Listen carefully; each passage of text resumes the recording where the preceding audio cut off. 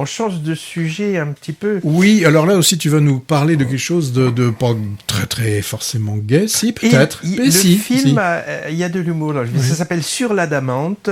C'est le dernier film, donc il sort la semaine prochaine, le 19 avril, du documentariste très reconnu, Nicolas Philibert, auteur du Pays des sourds, en 92 par exemple, ou Être et avoir sur la vie quotidienne d'une petite école en 2002. Le documentaire est en vogue. On en a vu des super intéressants, je trouve, ces 6 derniers mois. Je pense, Patrick, à Riposte féministe sur les colleuses d'affiches, tu te souviens, Média Crash sur les enquêtes de Mediapart, La Grande Évasion sur les évadés du fisc. Et sur les filles mères, là. Ah oui, je sais plus le nom, tu as raison, en effet. Toute la beauté et le sang versé sur la crise des opioïdes américaine et ses responsables. Ils sont souvent à teneur plutôt politique, ces documentaires. Ah ben, il y a le Dancing Pina dont on a parlé tout à l'heure. Alors, sur l'Adamante, on peut dire que c'est aussi politique, des cartons l'affichent clairement à la fin, mais c'est pas ce qui frappe en premier. Il s'agit d'un voyage immobile en terre inconnue, ou peu ou mal connue de la plupart d'entre nous, car elle fait peur. Je parle de la folie, entre guillemets, thème qui est cher au réalisateur, qui a déjà travaillé sur ce sujet. Alors, l'Adamante, c'est le nom d'une péniche fixe amarrée sur la Seine à Paris. Donc, elle ne vogue pas. C'est un lieu thérapeutique pour des personnes qui ont des problèmes psychiatriques, qui accueillent la journée donc des patients, à des psychiatres, des animateurs d'ateliers culturels, peinture, danse, musique, etc. Plus un bar, et c'est une structure qui existe depuis une dizaine d'années. Le film débute très lentement par l'ouverture du lieu le matin et se clôt sur la fermeture le soir. Le cinéaste prend son temps avant et après l'immersion à bord. Et on découvre donc petit à petit plusieurs personnages qui s'expriment longuement sur leurs désirs, sur leur parcours, souvent de façon très articulée et sans filtre. Il n'y a pas ici de voix off surplombante, il y a très peu de situations d'interview, seulement parfois des interventions hors champ pour relancer la discussion.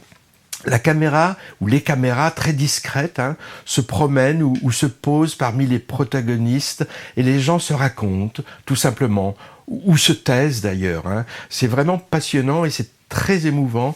On a toute une galerie de personnages avec des comportements qui peuvent paraître étranges et qui sont parfois drôles.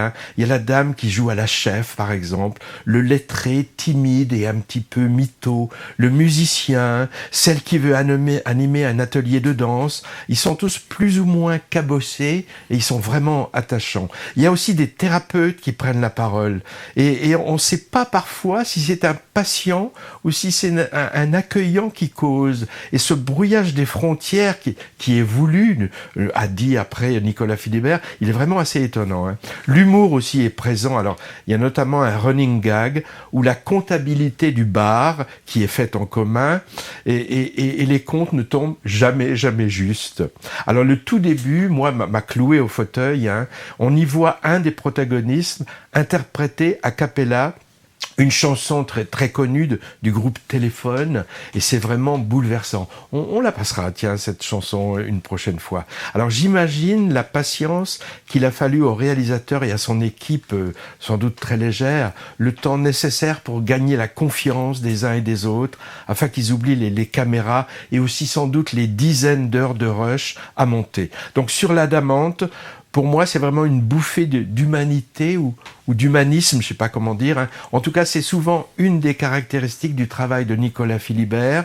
Et ce film fait voir sous un autre jour la folie, entre guillemets, avec l'idée aussi de la déstigmatiser. C'est un des combats de Nicolas Philibert. Alors, contre toute attente, le film a décroché l'Ours d'Or à Berlin en février dernier. Moi, j'ai vu ému Nicolas Philibert. Il avait préparé un texte en anglais, parce que là-bas, on parlait en anglais, et il savait plus comment parler, donc il a demandé à un traducteur d'intervenir. Il a remercié le jury d'avoir mis le documentaire à l'honneur dans un grand festival. Et je sais, Patrick, il était de passage, je crois, au Jean Eustache la semaine dernière, vendredi dernier, présenter son film. J'ai pas eu d'écho de camarades qui seraient allés voir ça.